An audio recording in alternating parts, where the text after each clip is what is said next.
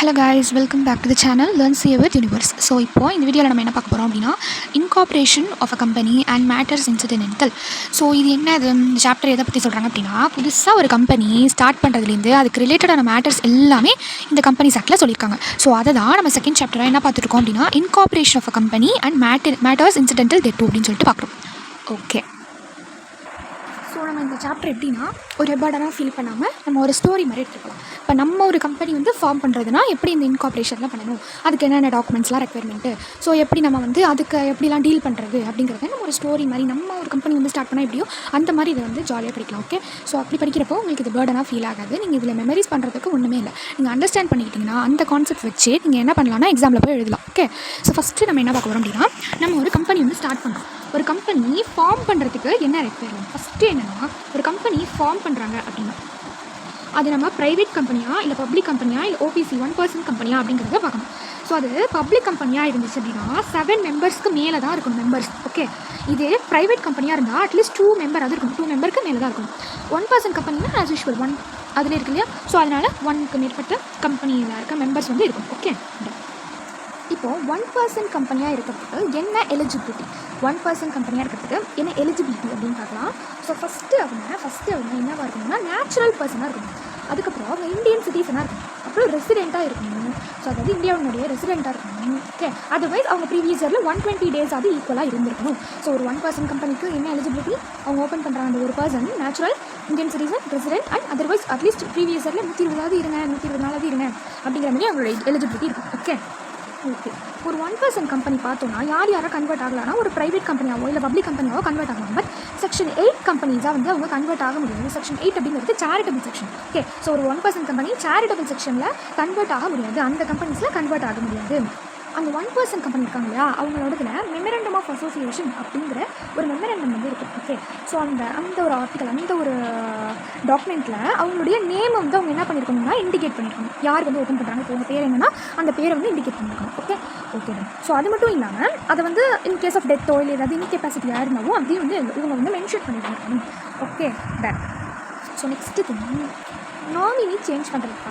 So nominee change பண்ணுறதுல within 15 daysக்குள்ளே என்னென்ன பண்ணணும், வித்தின் 30 daysக்குள்ளே என்னென்னலாம் பண்ணணும் அப்படிங்கிறத பார்க்கணும். ஸோ ஃபஸ்ட்டு வித்தின் 15 daysல என்னென்னலாம் பண்ணணும் பார்க்கலாம். ஃபஸ்ட்டு நோட்டீஸை வித்ட்ராவல் பண்ணுறாங்க அப்படின்னா, ஓகே நோட்டீஸை வித்ட்ராவல் பண்ணுறாங்க அப்படின்னா அவங்க ரிட்டர்ன் கன்சென்ட் கொடுத்துருக்கணும். ஓகே, ரிட்டர்ன் கன்சென்ட் அதாவது எஸ்எம் அப்படிங்கிற ஃபார்மில் ரிட்டர்ன் கன்சென்ட் கொடுத்துருக்கணும். ஸோ இப்போது நிறையா என்னென்னா ஐசி இந்த ஃபார்ம் நம்பர்ஸ்லாம் எக்ஸ்பெக்ட் பண்ணலைன்னு சொல்லி நிறையா வீடியோ பார்த்துருக்கோம். ஸோ அதனால் நீங்கள் இந்த ஃபார்ம் நம்பர்ஸ்லாம் ரொம்ப ஸ்பெண்ட் பண்ணாதீங்க. Okay, ton.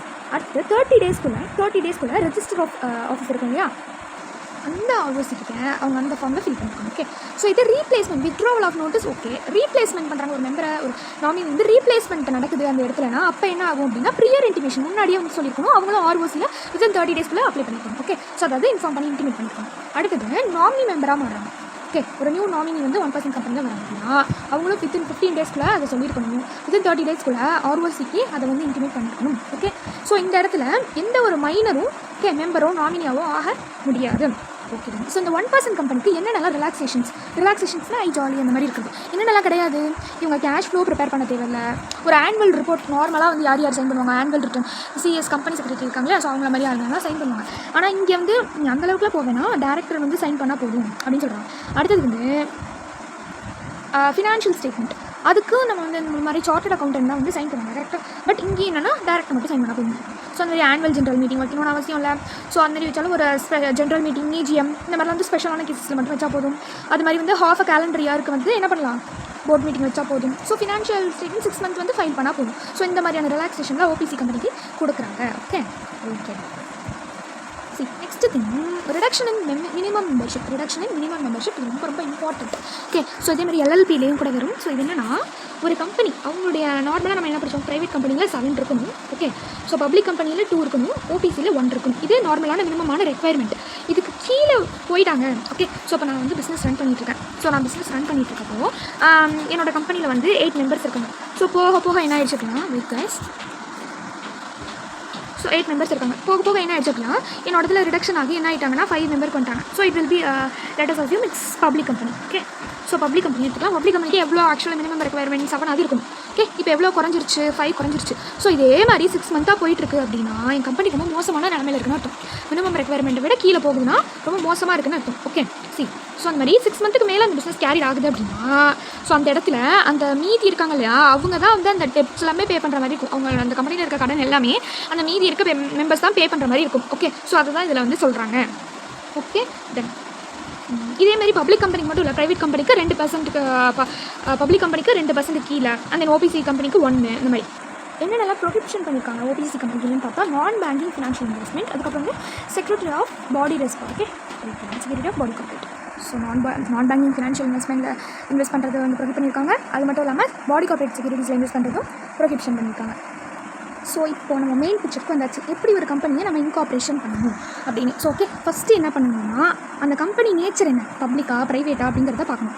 அதுக்கப்புறம் நம்ம ரிசர்வ் பண்ணணும், அப்ளிகேஷன் பண்ணணும், memorandum of association, article of association இதெல்லாம் வந்து டிராஃப்ட் பண்ணணும், அதை சப்மிட் பண்ணணும். ஓகே.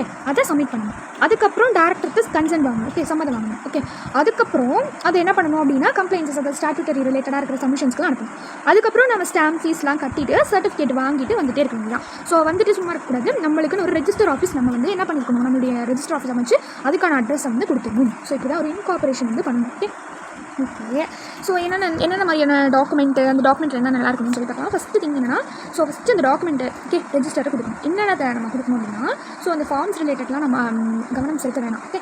MOA இருக்கு இல்லையா, memorandum of association, article of association, அது டியூவாக சைன் ஆகிருக்கணும். ஓகே. அது மட்டும் இல்லாமல் சப்ஸ்கிரைப் பண்ணுறவங்களுடைய நேம், அட்ரஸ், ஆக்குபேஷன் இது எல்லாமே இருக்கும். அது அவங்க படிக்கலை அப்படின்னா அவங்களுடைய கை அச்சிருக்கும் இல்லையா, நாட்டு வைக்கிறதுன்னு சொல்லுவாங்க இல்லையா, ஸோ அந்த மாதிரி கை நாட்டு வைக்கிறது இல்லையா, ஸோ அந்த மாதிரி தம் இம்ப்ரெஷன் வந்து கொடுக்கணும். அது மட்டும் இல்லாமல் பாடி கார்பரேட்டாக இருந்தாங்கன்னா டேரக்டர், ஆஃபீஸர், அந்த எம்ப்ளாயீஸ் அவங்க எல்லாருமே வந்து கொடுக்கணும். ஓகே. ஓகே. அடுத்தது அவங்க லிமிடெட் லயபிலிட்டி பார்ட்னர்ஷிப் வந்து LLP கம்பெனி வந்தாங்கன்னா அந்த பார்ட்னரோட டீடைல்ஸ். ஸோ இது வந்து ஃபாரின்ஸாக இருக்காங்க அப்படின்னா ஸோ அதுக்கு ரிலேட்டடான சர்டிஃபிகேட், பிஸ்னஸ் விசா இது எல்லாமே வந்து சப்மிட் பண்ணியிருக்கணும். ஸோ இப்படி தான் இந்த மாதிரியான டாக்குமெண்ட்ஸ்லாம் என்ன பண்ணியிருக்கணும், அந்த இன்கார்பரேஷன் பண்ணுறப்போ அவங்க வந்து கொடுத்துருக்காங்க. ஓகே. ஓகே. ஸோ இதெல்லாம் வந்து யார் யார் வந்து டிக்ளேர் பண்ணுவாங்க அப்படின்னா டிக்ளரேஷன் பை இந்த ஃபார்மில் இருக்கிறது இவங்களாம், அதாவது என்னென்னா அட்வொகேட், CS இவங்க எல்லாமே. ஓகே. ஸோ ப்ராக்டிஸில் இருக்கவங்க இவங்க எல்லாருமே வந்து டிக்ளேர் பண்ணுவாங்க. அது மட்டும் இல்லாமல் ஸோ இவங்க வந்து எந்த ஒரு அஃபென்ஸ்லையும் ஈடுபடலை, எதுவுமே வந்து விதியை மீறி எதுவுமே செய்யலை அப்படின்னு சொல்லி டிக்ளேர் பண்ணுறாங்க. ஓகே. தென் அடுத்தது வந்து ஃபஸ்ட்டு டேரக்டர்ஸ். இந்த ஃபஸ்ட்டு டேரக்டர்ஸ் இருக்காங்க இல்லையா, அவங்களுடைய நேம், ஃபேமிலி, DIN அப்படின்னா directors identification number. Okay. So அவங்களுக்குன்னு ஒரு ஐடென்டிஃபிகேஷன் நம்பர் கொடுப்பாங்க. ஓகே. அதுதான். அடுத்தது வந்து நேஷ்னாலிட்டி. ஓகே. அவங்கள வந்து மற்ற ஃபிலிமில் இருக்கிற அவங்களுக்கான இன்ட்ரெஸ்ட்டு. ஓகே. அதுக்கப்புறம் வந்து அவங்க வாங்கின கன்சென்ட்டையும் அதில் வந்து ஃபைல் பண்ணிடுவாங்க. ஓகே. ஸோ இப்போ என்னென்ன பார்த்துருக்கோம் அப்படின்னா ஃபஸ்ட்டு டிக்ளரேஷன் பண்ணதெல்லாம் பார்த்துட்டு இருந்தோம். டிக்ளரேஷனில் வந்து என்னென்னா ஃபஸ்ட்டு டேரக்டர், மேனேஜர், செக்யூரிட்டி இவங்க டிக்ளேர் பண்ணுறது. ஓகே. ஸோ அதுக்கப்புறம் என்ன பார்த்தோம், சப்ஸ்கிரைபர் டு த மெமரண்டம் அது வந்து பார்த்தோம். ஓகே. ஸோ அது வந்து பார்த்துருக்கோம். ஓகே. தேர்டாக என்ன பார்த்துருக்கோம், இந்த மாதிரி வந்து ஃபஸ்ட்டு டேரக்டர்ஸ் வந்து என்னென்ன பர்டிகுலர்ஸ்லாம் வைக்கணும். ஓகே. இதுதான் வந்து என்னென்னா டிக்ளரேஷன் ஸ்கில்லை பார்த்துருக்கோம். ஓகேவா. ஓகே. இப்போது சர்டிஃபிகேட் ஆஃப் இன்கார்பரேஷன் எங்கே வரும், certificate of incorporation. It's better, I think so can change colour right.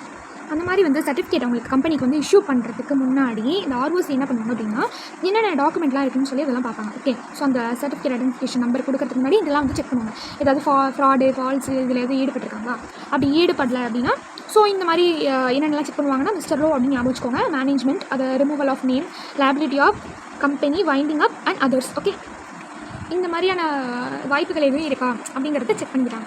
So check பண்ணிவிட்டு அப்படி அதில் ஏதாவது வந்து அவங்க ஈடுபட்டிருக்காங்க, ரொம்ப வில்லங்கமாக இருக்காங்க அப்படின்னா அவங்க அண்டர் செக்ஷன் 447 படி அவங்க வந்து பனிஷ்மெண்ட் பண்ணப்படுறாங்க. அவங்களுக்கு வந்து அந்த certificate guys. So let's revise. இது வரைக்கும் என்னென்னலாம் பார்த்துக்கோம் அப்படிங்கிறது பார்க்கலாம். ஃபஸ்ட்டு வந்து formation of company. First formation of company பற்றி பார்த்தோம். அதுக்கப்புறம் என்ன பார்த்தோம், ஸோ 1% கம்பெனினா என்னன்னு சொல்லிட்டு பார்த்தோம். கரெக்டாக. ஸோ 1% கம்பெனியில் என்னென்னலாம் நாமினி சேஞ்சஸ் என்ன நடக்கும், அதாவது வித்ட்ரா பண்ணுறதுனா எப்படி, ரீப்ளேஸ்மெண்ட் பண்ணால் எப்படி, ஓகே, ஒரு நியூ மெம்பராக நாமினியாக வந்தாங்கன்னா எப்படி, ஸோ இதுக்கான ரிலேட்டடான விஷயம்லாம் பார்த்தோம். ஸோ அதுக்கப்புறம் இவங்களுடைய எலிஜிபிலிட்டி வந்து பார்த்தோம். ஸோ மைனர் வந்து இருக்கக்கூடாது அப்படிங்கிறத பார்த்தோம். அப்புறம் என்னென்னலாம் ரிலாக்ஸேஷன்ஸ், ஸோ இவங்களுக்கு கேஷ் ஃப்ளோ கிடையாது, ஆனுவல் ரிட்டன் இவங்களாம் சைன் பண்ணணும்னு அவசியம் இல்லை. அண்ட் தென் ஃபினான்ஷியல் ஸ்டேட்மெண்ட் வந்து CA சைன் பண்ணணும்னு அவசியம் இல்லை, டேரக்டரே சைன் பண்ணிக்கலாம். ஸோ அந்த மாதிரி வந்து ஹாஃப் கேலண்டர் இயருக்கு போர்ட் மீட்டிங் வச்சா போதும். அது மட்டும் இல்லாமல் 6 மந்த்துக்கு ஒரு வாட்டி வந்து ஃபினான்ஷியல் ஸ்டேட்மெண்ட் வந்து ஃபைல் பண்ணால் போதும். இதெல்லாம் பார்த்தோமா. ஓகே. ஸோ இதோடைய கன்வர்ஷன் பற்றி பார்த்தோம். ஸோ என்ன கன்வர்ஷன் பார்த்தோம், ஸோ செக்ஷன் 8 கம்பெனியாக வந்து மாறக்கூடாது, செக்ஷன் 8 கம்பெனியாக இருக்கக்கூடாது. ஸோ அது ப்ரைவேட் அண்ட் பப்ளிக் கம்பெனி வந்து இருக்கலாம். செக்ஷன் 8 கம்பெனியாக இருக்கக்கூடாது அப்படிங்கிறத பார்த்தோம். அதுக்கப்புறம் வந்து ரிடக்ஷன் பொறுத்த வரைக்கும் என்ன பார்த்தோம், ஸோ ஒரு கம்பெனி வந்து அவங்களுடைய லிமிட் தாண்டி public company 7, private company 2, 1% company 1, இந்த லிமிட்டை தாண்டி குறைஞ்சி போச்சு, அது 6 மந்த் வந்து எக்ஸ்டெண்ட் ஆகுது அப்படின்னா அவங்க ரொம்ப வந்து ஆபத்து நிலைமையில் இருக்காங்க. ஸோ அதுக்கப்புறம் வந்து ஃபைனலாக யார் மீதி இருக்காங்களோ 1, 2 அவங்க தான் வந்து அந்த கம்பெனியோட டெப்ஸ்லாம் வந்து பேர் பண்ணிக்கிற மாதிரி இருக்கும் அப்படிங்கிறத பார்த்தோம். கரெக்டாக? ஓகே. அடுத்தது வந்து கம்பெனி இன்கார்பரேஷன் பண்ணணும், அதுக்கு தேவையான டாக்குமெண்ட்ஸ் எல்லாம் வந்து பார்த்தோமா? Okay done. ஸோ அதுக்கப்புறம் யாரெல்லாம் டிக்ளேர் பண்ணணும், சர்டிஃபிகேஷன், அதாவது இன்கார்பரேஷன் சர்டிஃபிகேஷன் பற்றி பார்த்தோம். Okay done. ஃபைனலாக என்னென்னலாம் பார்த்தோம்? ஸோ அந்த சர்டிஃபிகேஷன் வந்து சப்போஸ் இந்த ஃப்ராட்ல எல்லாம் கமிட் ஆயிருந்தாங்கன்னா என்னென்ன நடக்கும், இதை வந்து நம்ம இது வரைக்கும் பார்த்துருக்கோம். ஓகே. ஸோ ஃபர்தராக நெக்ஸ்ட் வீடியோ வந்து அப்லோட் பண்ணுறேன். அதில் தான் இந்த memorandum of association, articles of association இது எல்லாமே இருக்கும். ஓகே. ஸோ அதுக்கப்புறம் இருக்கிறதும் மெயினான பாயிண்ட்ஸ்லாம் வந்து நான் சொல்கிறேன். Okay. So okay. Until then this is Shweta signing off. Thank you.